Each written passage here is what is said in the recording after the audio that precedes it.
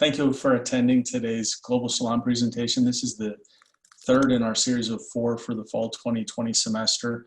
And today we have Ms. Andrea Tiller, who is the recruiter for Indiana for the Peace Corps. And her background is she's originally from Michigan, so a Midwesterner, a background in criminal justice, but indicated that she had a strong interest in serving and doing something a little bit different in terms of a challenge, something international related. And she has a long history of volunteer service abroad as well during vacations. So looking for a change of scenery, decided to apply for the Peace Corps, to go anywhere and do anything, whatever was assigned to her, and ended up in Mongolia from 2015 to 2017. So from that point, based on her experience, she was hired to be a recruiter and is here as the recruiter for the state of Indiana. And so today she's going to be talking to us about taking your skills in education global, some of her experiences with the Peace Corps and what the Peace Corps has to offer. So I will turn it over to you, Andrea. Thank you. Thank you, Daniel. And I think I'm just going to start by sharing my screen. So welcome, everyone. Thank you for joining us today. Today's presentation for the University of Southern Indiana is Taking My Skills in Education Global. What are my options and what are the benefits? So stay tuned. We're going to dig into the Peace Corps weeds and answer all of your questions today. But first, I have a question for you. Who is this man? And if you have no possible guesses, I'd like to tell you that this man is the current president of Mexico. His name is Andres Manuel Lopez Obrador, and he took office in December of 2018. And I just want to kind of make the point of how well do we know our neighbors? How well do we know the folks who we share these borders with? And, you know, how much do we think about the other across our borders? And you can bet children in Africa know and can pick out in a lineup our president of the United States and even recognize his voice. But do we know the people next door to us? This is one of the reasons why I wanted to go abroad and I wanted to join Peace Corps and serve in a different way, serve my country in a different capacity. My name is Andrea Tiller, and I'm a returned Peace Corps volunteer who served in Mongolia from 2015 to 2017. You'll see my background here. It is not a fake background. That is my village in Mongolia where I lived, surrounded by beautiful mountains with a river running through it and the horses running free. There are no fences in Mongolia. The animals roam at will. It's a very organic and free-flowing kind of environment. Beautiful, beautiful country and culture. I taught English, grades 5th through 12th grade, and I worked on a bunch of secondary projects as well. We'll talk more about what that means. I now speak Mongolian, so Senbetskano to all of you means welcome and hello. And yes, as Daniel mentioned, I am from Michigan. I went to Western Michigan University and I studied criminal justice and social psychology. I worked in different forms of law enforcement in different capacities for almost 20 years before I made the leap and joined Peace Corps. So why Peace Corps? And I asked someone who comes to me who's thinking about taking their skills global after they graduate, wants a different kind of career. Often people who are graduating and thinking about their future say, you know, I'm just not quite ready for that desk, Ms. Tiller. I'm not ready for that office quite yet. And I know I have the rest of my life for that. And I'm not quite sure what I want to do. I have these skills, I have these passions, these ideas.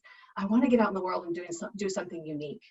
And I asked them, you know, do you have that service, mission-driven volunteer spirit type of heart? Do you just want to help others improve their lives and conditions and share your skills with them to help them, to be a resource in their lives to improve their conditions?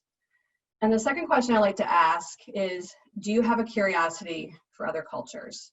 Do you want to live amongst them, full immersion, feel what they feel each day, work alongside of them, and live just like they do for a couple years of your life? And that has to be strongly there, a desire to serve overseas. And that was a strong desire for myself. What you gain out of Peace Corps, your personal and professional skills will absolutely explode. I can guarantee that.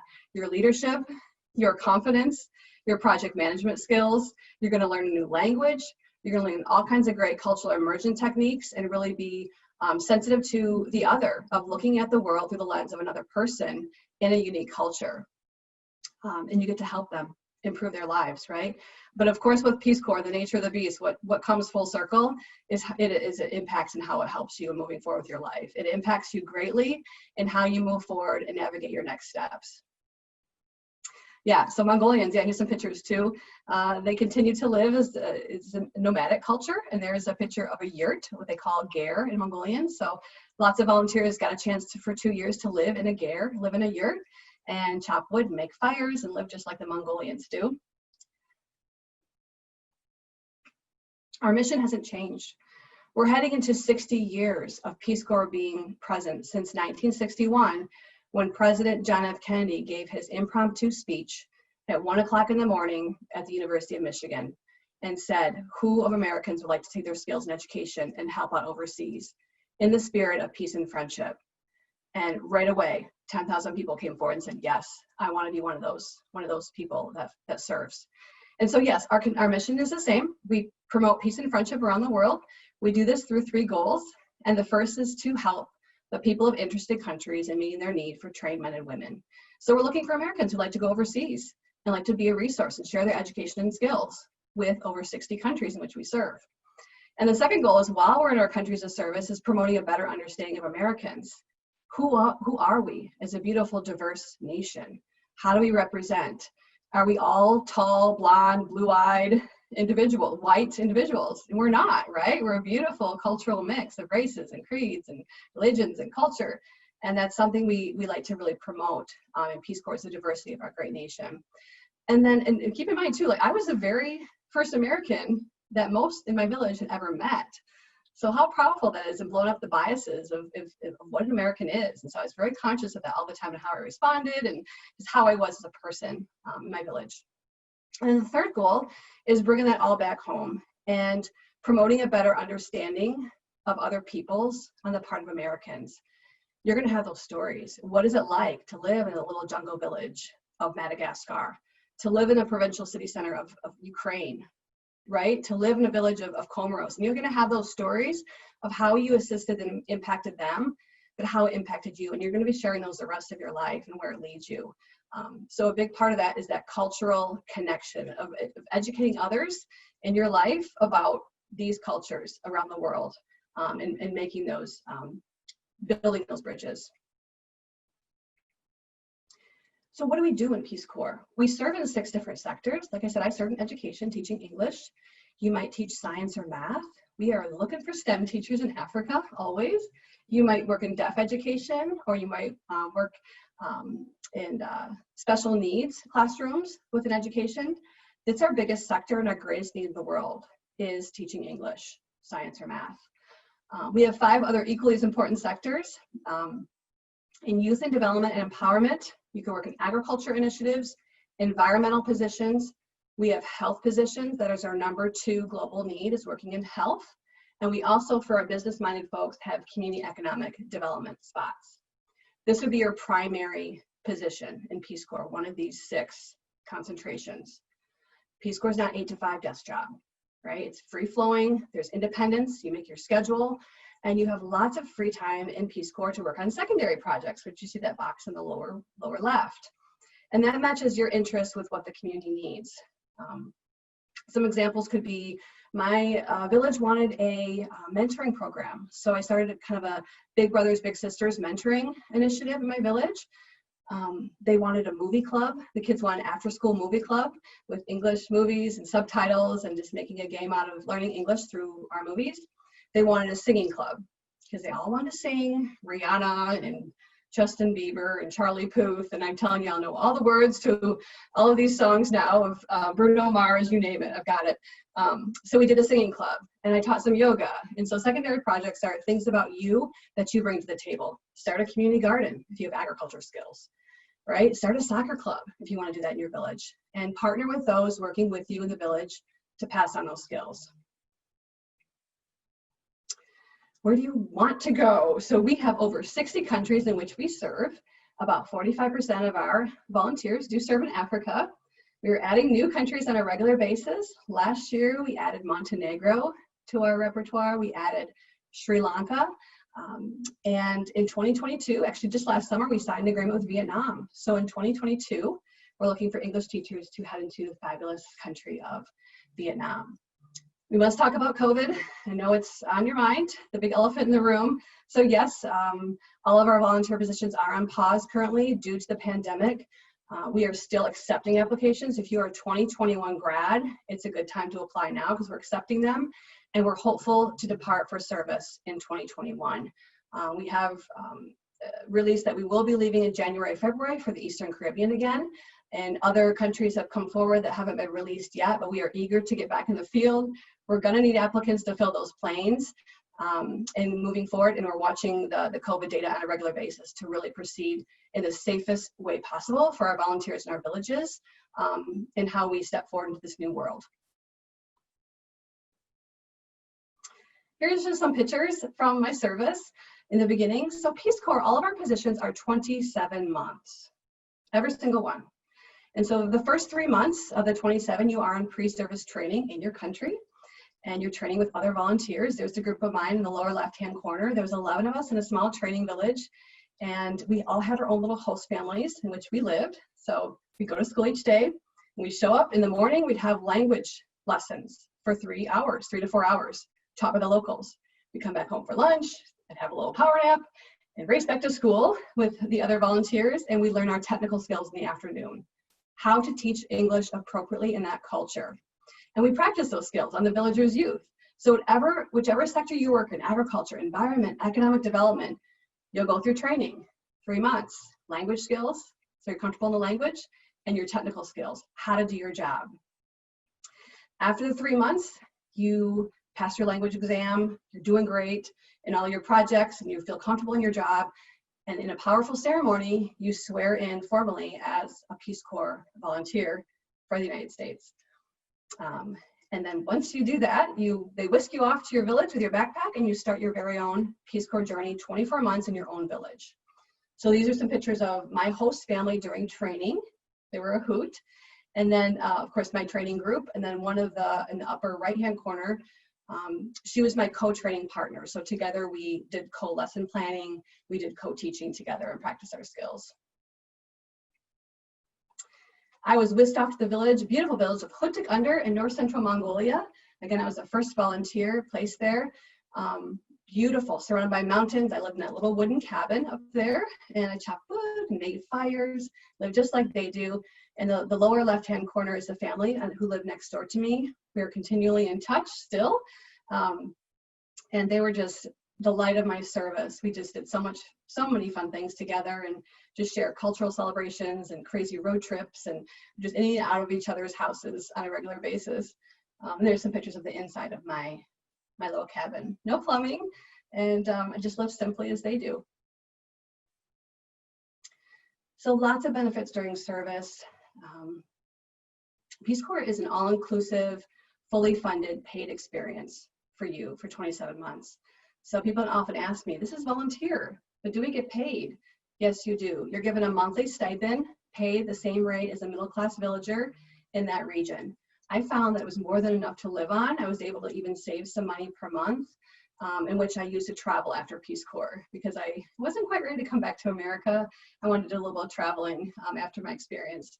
So yes, you get a living monthly stipend. Your housing is provided, and you live like they do typically in that area. And there were several housing options I had in Mongolia. One was a wooden cabin that I lived in. There was also apartments you could live in with the full plumbing and everything, all the bells and whistles. And there's also that ger, that white felt tent, that yurt. Excuse me, I'm gonna grab some water.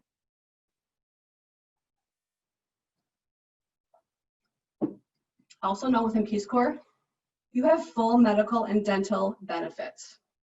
Okay, huge. This is a regular job, right? This is not a gap year. This is a regular job, a career, a global career after your graduation. If you have those student loans kind of hovering over you that you're worried about, we have deferment and cancellation benefits of your student loans. Percentages could be anywhere from 15 to 70%.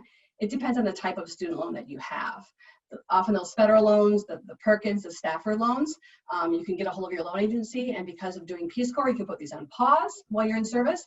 You can get some of them to actually cancel as well, depending on what kind of loan you have. There's vacation time during your 27 months. 48 days of paid vacation time is also offered to you. I used mine to travel around Mongolia because I was just so fascinated with the culture and the different regions of Mongolia. Sometimes volunteers decide they want to use their own personal money and go back to America just to take a break and break up their service and spend time with their family and friends. So you choose how you want to use that vacation time. Yeah, I rode camels. Look at that. So only in Mongolia you'll find the Bactrian camel, the two-humped. Camel's beautiful in the Gobi Desert, and so that was so much fun. That's how I spent my time. As I went down to the Gobi Desert, stayed with some nomadic families, traveled to other volunteer sites to see their housing and projects, and just kind of experience their villages. That's what I did with mine. I really didn't miss much in America, I'll be honest. I did miss guacamole. That is one thing. I miss some certain foods.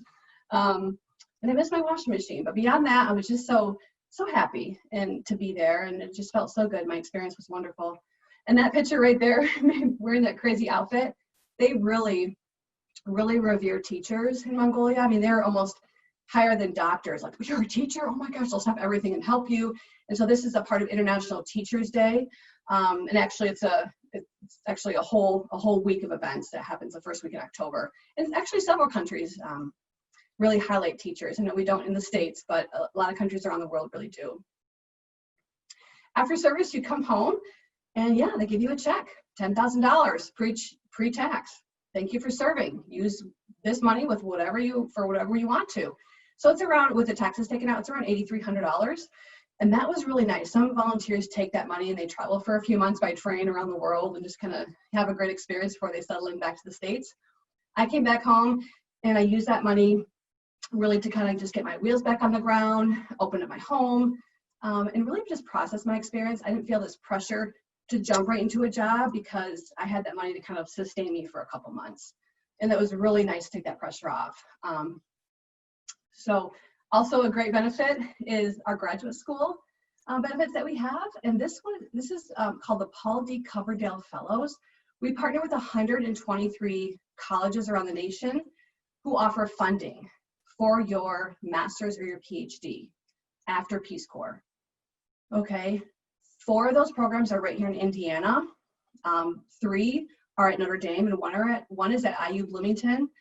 Every single school around the nation has to offer at least 25% of that funding, but there are 42 programs that offer 100% coverage of your master's or your PhD. And a chunk of that offers 100% plus your monthly stipend. So really worth looking into. This is a lifetime benefit that will never expire. Once you've been a Peace Corps volunteer, you may jump into graduate school after you get off that plane. You may want to wait till you're 45 years old and you can tap into this money because you've been a return Peace Corps volunteer, okay? I took advantage of the 4th bullet point, which is our federal employment advantages. It's called the NCE status, non-competitive eligibility. For 1 year after you jump off that Peace Corps plane back in America, you have hiring preferential with federal agencies. And so on my resume, my cover letters, I'm writing I have NCE status for 1 year. This is the date it expires. And I was throwing my hat in the ring with federal agencies on their career website, usajobs.gov, okay? I tried to break into the feds for a long time when I lived in Michigan, working in state government. It's tough, right? So putting you out of Peace Corps, you are at the level of, I would say like, it's way above Joe Blow off the street, I would say. And it's about the level of a veteran, military veteran coming out, who you've got hiring preferences. So that's how I got my foot in the door. Now I'm working for Peace Corps as a recruiter here in Indiana, and I'm on the federal career track at that point. So I can segue to other agencies. So huge benefit. Oh, those are some of the ladies I went hiking with my village. Aren't they beautiful? So this lady on the left-hand side up here, the upper picture, left-hand side, she was the hairdresser in our village. And you know, we had like 4,700 villagers in my little town. She knew every head of hair in the entire village and she knew how to cut. And you come to her and I'm telling you, get a cut and color for $2.50. You will never find a better deal. And she did a really, really good job when I was there. So we were hiking buddies, myself, her sister, and a local friend. So really fun. So the application process, so how to do this. So this is something you're really been inspired to do. It's kind of on your heart. Believe me, it was on my heart for about 10 years before I had just kind of took that leap of faith and jumped. I did a lot of research. I talked to a lot of people who've done this across the nation. And I wanted to hear the good, the bad, the ugly. So I really looked into it, and I just put my fears aside. I'm like, I'm gonna jump and do this and make a change. So I'm so happy I did. I wish I would have done it years ago. But check out our openings, peacecorps.gov. You can browse through those. There are a couple ways to apply. You can apply to go anywhere that you're needed, like I did, where you throw your hat in the ring, your resume, you apply, and you let Peace Corps do a best possible match. They'll send you anywhere, and you could do anything. And looking at my resume, they thought I'd be best for teaching English, and Mongolia had high needs at the time, so they matched me with that locale. You can also go a different way, and you can say, hey, I have Spanish skills. I only want to go to Central or South America, and I want to work in economic development. And that's it, and close every other door. That first flexible way, you can tailor that application. So during the application, it only takes 45 minutes to apply. It is all online, and they're going to ask you a series of questions. What do you want to do? You pick which sectors you want, and don't check the boxes of the ones you're not interested in. They'll ask you, where do you want to go? And you click those regional boxes of the places you're interested in going, or click all of them, right? Open up more chances for yourself to be invited. So open up more doors, as I really encourage people to do. So you can tailor the application is what I'm saying, as to what you want to do. There's places you don't want to go. There's sectors you don't want to serve in. Don't check those boxes. Simple as that. So once you apply, 45 minutes, the reason it only takes 45 minutes because you have your resume ready to go and you have your motivation statement ready to go, okay? So the resume I can help you with. I love giving people guidance and examples as to what we're looking at for a good resume. The motivation statement is simply a 500-word paper. It's answering 2 questions. Why do you want to become a Peace Corps volunteer? And the second question is, how do you anticipate dealing with the challenges of Peace Corps? I tell people to speak from your heart, like you're talking to your best friend, you know, and I help people with those questions as well, just to give them ideas. Once you apply, Peace Corps reaches out within seconds with a health history form. It takes about an hour to fill out. We need to know medications you're on, if there's any conditions you suffer from, how we can support you at post, because we have medical staff at all of our posts worldwide that have a file on you, so we know how to really support your needs so you can be healthy during service. Obviously, we don't want to place you in Thailand, you know, if you have a peanut allergy. So good to know all these things about you. So once you're moving forward, we'll schedule you for an interview. It's 60 to 90 minutes on Skype, and really, you know, laid back but very professional interview with one person in DC. And then you're watching your email box because you're really hopeful you did really well on that interview, and the invitation will come through your email saying, yes, we'd like to invite you to serve. And you have 3 days to say yes or no. So of course you're going to say yes and move forward. And then there's all kinds of good medical and legal clearance and paperwork for you to upload to kind of for onboarding to get ready to jump on that plane. I would like to answer any questions that you may have, what I missed. Here is my contact information. If you are in the audience, check out that QR code and you can put in your name and email, and it connects us so that we can stay in touch. I'm right here on the west side of Indianapolis is where I live. I encourage you to check out our volunteer openings that we have departing next year. Fingers crossed, hopeful, everything going on. Also on our website, you see next to the volunteer tab, there's a stories tab. And that is really cool to check out because it kind of gives you a real insight as to day-to-day life as a volunteer. Volunteers submit stories as to their projects, their ideas, what it's like living in their villages and their homes in these little dusty corners of the world. And so they're really, really fun to read those stories. And we've served in 142 locations since 1961. And so you can tap into any country and read some of those stories. And of course, events too. On our events page on our website, there's events happening across the nation virtually. So you want to do an application workshop. You want to do an office hours, kind of an Ask Me Anything sort of forum. If you like to do just a full information session, resume workshops, we're doing panel events. What's it like to serve as LGBTQ+ volunteer? You know, I'm an African American. What's that like serving overseas? So we do special panel events highlighting specific volunteers speaking to that, that lens. So keep in touch, and I'd like to open up to any questions you guys might have or what I forgot to mention. So the language, did you learn it just in the 3 months of training, or did you have any background at all? You know, I did a little bit of on my own before I left for Mongolia because I knew it was a tough language to learn. So I did my own, like checked out some resources online, listened to some recordings of their language to understand the tempo. And I wrote out the alphabet. And some key phrases on my chalkboard wall before I left every day, before I left for Peace Corps. I practiced some key counting 1 to 100 and just some greetings. That was my comfort level because I know I'm a slow language learner.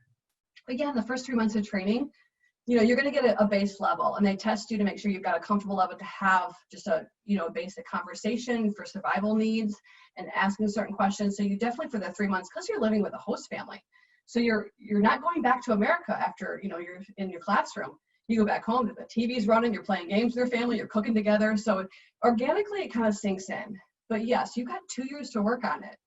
So, you know, you've got time. So the first 3 months, of course, you're not going to be completely fluent, but you've got 2 years to, for me, in my little cabin you saw, I had sticky notes all over my cabin, like everything was labeled. And that vocabulary turned into sentences all over my cabin walls. And then compound sentences, right? People would say, Andy, just study a half hour a day. And I'm like, I'm just gonna fall asleep. So I just grab a ball and head out into the village and hang out with kids. You know, they're the best teachers. And they just, you know, they repeat things, they're more patient, they're loud, they'll just like yell it out. And that was just much more fun for me, how I learned it. So it just took me a while, but about halfway through service, like things are clicking in my brain. I was a Spanish speaker before I left, so I had that language. And so learning a third language now, it's like people who are thinking about if they already have Spanish or French, think about learning a third language. Like, how cool is that? So it does take time, but organically it sinks in because you're fully immersed in that culture. Thank you. Related to that, and I'll just ask a couple more of these that are on here that popped in. Was there any, so there was nobody else assigned to your village, is that correct? You're the only Peace Corps volunteer there? I was. Do you have any translators then when you begin? Did anybody in the village speak a little bit of English, or? There were some. I had some missionary families in my village who were from Canada, who I became friends with. I had 3. So each of the villages that you go to, you're going to have counterparts waiting for you there to work with in any sector. So I had 3 English teachers at my school that had applied for me years before. And so they were ready. They had ideas of how they want to improve their language, how they want to improve their curriculum, their methodologies in teaching. And so they spoke a level of English, right? Because they're English teachers in Mongolia. So we became fast friends. But outside of that, some people have a little English because in Mongolia, they have to start learning English at 5th grade. So there's some level of that with some of the students who are just like more proficient and better at language learning. So yeah, it was a little bit of both, like some charades, some, you know, sharing some English Mongolian. But often, yeah, you might be the only one in your village. You might have a bike ride away, another volunteer, a bus ride, a train ride, a plane ride away to the next volunteer. It just depends. My closest volunteer was 2 hours away by taxi in her village, and she had 4 volunteers within her provincial city center of, I think there's 20 or 25,000 population. So she had 4 volunteers there, and they had different projects, different housing, of course. They see each other at the market or the bank and get together for dinners. But yeah, I was the only one in my village. Mm-hmm. It could go either way. Thank you. The last one here is the warmth inside the yurt. How is that warmth-wise, or in the presumably cold weather most of the year? Yeah, Mongolia is our coldest post. Actually, the capital of Mongolia, Ulaanbaatar, is the coldest capital on the planet. So yeah, for a few months, it's 30 and 40 below in Mongolia. So tough, right? And that's interesting, but I learned how to build a really fast fire. I learned how to dress as they do and layer appropriately. That first year I really wasn't quite getting it. I'm like, I gotta talk to my teachers, like, how are they dressing? And I gotta build a faster fire here. And so you get it. And that place gets heat up pretty fast. So it can be cooking more. The point in the middle of winter, I'd open both my windows because the fire was so hot. I was all anti-coal. I'm like, yeah, I'm not gonna burn with coal. I'm gonna use wood, you know? But by January, I was begging for coal, and they brought me a huge bag from the school. And so that makes your fire last longer, because I was training myself to get up at 3 in the morning to build a fire so I can get through the night, because you would wake up and see your breath, right? So once you get those skills in place, like you're good, you're fine. And I wouldn't have it any other way. I loved living as they do, and this is what they deal with all the time, right? I loved using the outhouse. I had no problem with that. You know, I talked to other people who had bathrooms in their apartments, and they struggle with their toilet and their old Russian plumbing. And like, not me, I just go with the outhouse and it always works, right? And so I was just very proud of my village and living as they do. Just a lot of fun and a really cool kind of challenge for yourself, I would say. Thank you, Christina. Yeah, I've got a few myself just as I was thinking about this. Also, I'm like inspired by this. You might have a new recruit over here. I don't know. Gotta plan ahead for this. But you mentioned the 27 months as like is that a typical service time? Can you go longer? Can you do a second time? Can you speak to that? Oh, yes, please. Great question. So they're all, it's a 27-month commitment. That second year, your country director will reach out to all your volunteers in your cohort and say, hey, who would like to stay for a third year? And you put in a few sentence proposal of why you should be paid to stay a third year, to see your projects kind of blow more to fruition. You made some great connections, want to start a different initiative. So you submit a small proposal to Peace Corps, and they pick a select number of people to stay for that third year. You could stay a fourth year. They pay you more, give you more leadership opportunities within the Peace Corps office and your projects. You can stay up to 5 years in your country of service, whether it's in your village or somewhere else in that country. If you want to do Peace Corps again, yes, please. I had volunteers their second year, they're already medically cleared. Their second year in Mongolia, they're applying to another country. And one of my volunteer friends actually went from Mongolia, our coldest spot, to the most tropical, working in Fiji in youth and development. So really cool. Some people make a career out of it. They just jump from country to country, learn new skills and languages, and make it their life's work. Yeah. That sounds amazing. And it sounds like a lot of fun. Hard, but a lot of fun too.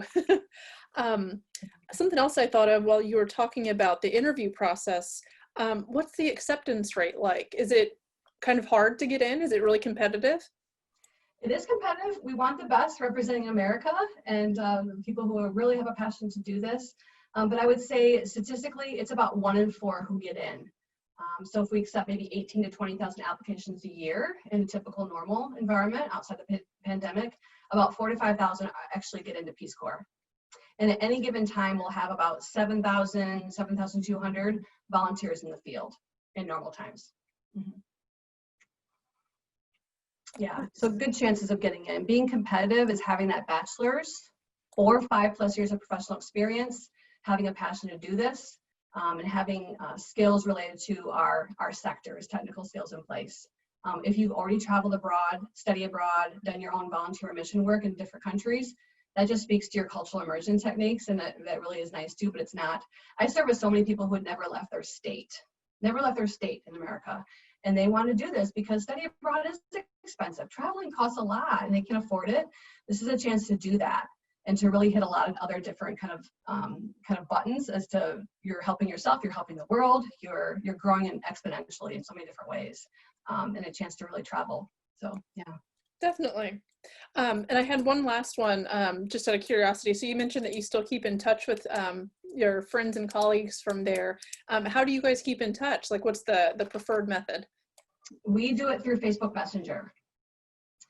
Yes, and they're very concerned about us in America. Andy, how are you doing? Are you healthy? Are you okay? They're worried about us, right? The world's watching us and our numbers, but they're doing great. I promised my 8th graders when I left in 2017, I just got real close with my 8th grade class. I think because one of the pictures in my presentation, you see a young man, he's holding a trophy, and he was my next door neighbor, and he was just in my house every night wanting English lessons, just picking up everything I'm throwing down. He was winning English competitions all over the province. This boy, he just became my best friend in service, but it's his family, and I got real close with his friends as well. I said, I'll come back in 4 years. I want to see you graduate from high school. And so that's May of 2021. You know, will I be able to go? And so they're like, are you still coming, Andy? I'm like, I hope so. But I promise I want to come to see them graduate. They're going to be seniors. But yeah, the kids are sending me pictures constantly. I'm seeing them grow up, and it truly feels like, I mean, I have a family and a community on the other side of the planet. I mean, I will always be in touch with these people forever. It gets in deep. It just does, these relationships that you build. Makes sense, for sure. Thank you. And Dan, you might have some other ones that you want to add. Yeah, we have a couple more that came in. Could you talk a little bit more about COVID? Somebody signed in late and missed that, about the process and how that's affected the application process and procedure for people. For sure. So yes, we are watching the data and with several global health organizations across the world to see when it's going to be safe for us to proceed back into service. We're being very cautious, and safety and security is our #1 concern.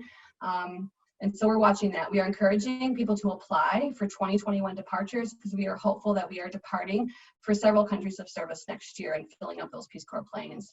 All of our partners around the world in 60 plus posts are still working, right? And they're waiting for us like to get this figured out. And so we're getting logistics and resources in place so that we can move forward amidst this, what's happening in our world. But if you're a 2021 grad or thinking about departing, you want to depart next year, that's your time frame, apply now. And please get a hold of me if you want any help with applying, and I can give you all kinds of tips and tricks and things. And if you're more like 2023, 2024 grad, you've got time on your side. We're gonna have things ironed out for sure in the world, that's right, I'm thinking positively. So if you're further along in your graduation is down the road, further along, time to apply is 9 to 12 months before you want to jump on that plane to leave for Peace Corps. 9 to 12 months before, that's when you should apply. Okay, thank you. Medically cleared. What exactly does that mean to be medically cleared, and what conditions might prevent somebody from being cleared or going? We have a whole list of conditions on our website that are difficult to accommodate in Peace Corps service. We can accommodate for quite a few things across the world with our doctors and nurses in each of our posts. We really can. Some medications are criminalized in certain countries, so we have to be conscious of that specifics. And we have all those inside knowledge across the world. So don't worry about figuring it out yourself. You know, whatever conditions you have, I tell people apply anyways. Just put it out there with the medical questionnaire and apply, and let our fabulous medical team in Washington D.C. filter through that and see where they can place you, where they can support you medically, physically, mentally, whatever it might be with conditions you have or medications you need.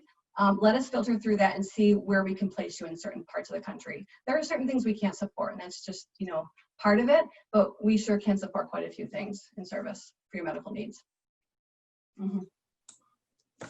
Thank you. I have a couple more. I noticed in one of the initial photos that you put that there was a satellite dish, and it looked like it was a DirecTV dish.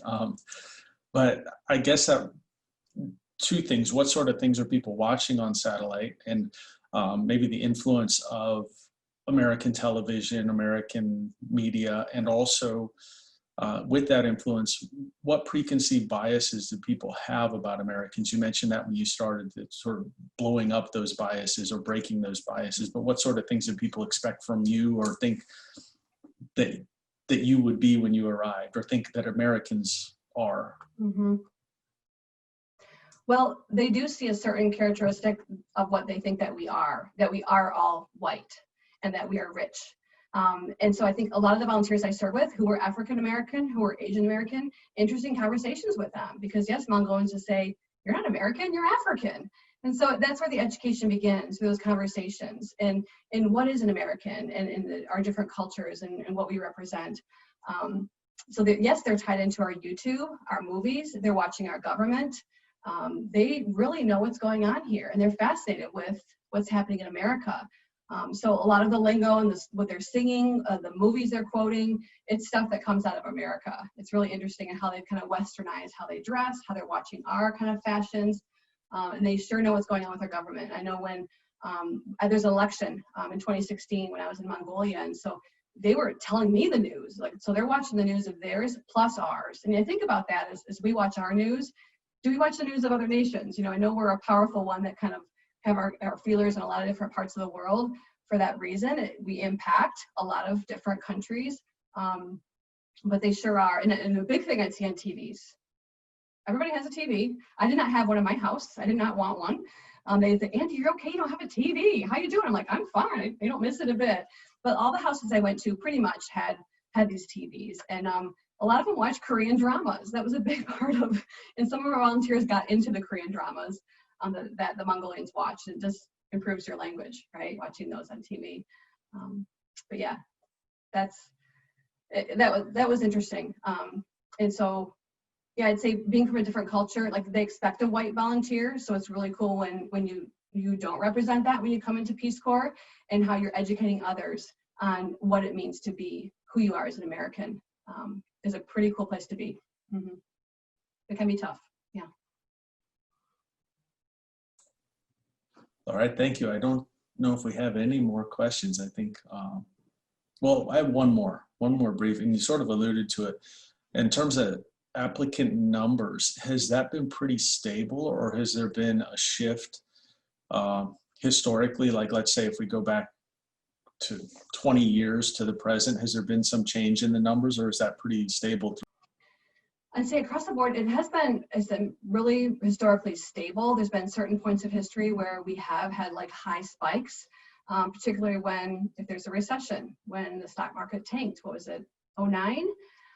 Where, yeah, jobs were depleted, like everything crashed, people are getting worried. And so we saw a spike in applications at certain times where economically, where things are a bit kind of crazy here, we see people coming to our doors at those times. But historically, yeah, we've had lots of people. We've had a good constant number of people who are interested in doing this. Yeah.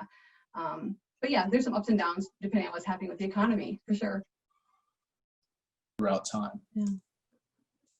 Okay, thank you. Any other questions? No. All right, well, thank you so much, Andrea. We appreciate it. And hopefully we will have some people going your way with more inquiries, more questions. Anytime. I'm here to help anybody. Seeking out more information. Yeah, anytime. I'm here to help anybody if this is something that's calling to you. I've been through that process of discernment, and I'm happy to talk to anybody and really just be very transparent and honest on my experience. And I can connect you with anybody else if there's like, I really want to work in the health field, or I want to work in economic development or certain regions. I can find people who've served in that capacity in those regions of the world who you could talk to if that's your interest. So I can be a really great resource for you if you like to pursue something like this. So anytime, I'm happy and pleasure to do so for you all. A week from today, same time, 1 p.m. Central Standard, Thursday, November 19th. So this is the last of the semester, and it is going to be presented by Dr. Heather Cook, who is assistant professor of statistics and using machine learning to describe predictors of nutritional and neurodevelopmental outcomes. And so we'll be looking forward to everybody joining us for that. The Zoom ID is the same, nothing changes, so we're going to keep these consistent. So thank you again, Andrea. We appreciate your presenting today, and we look forward to next week's presentation.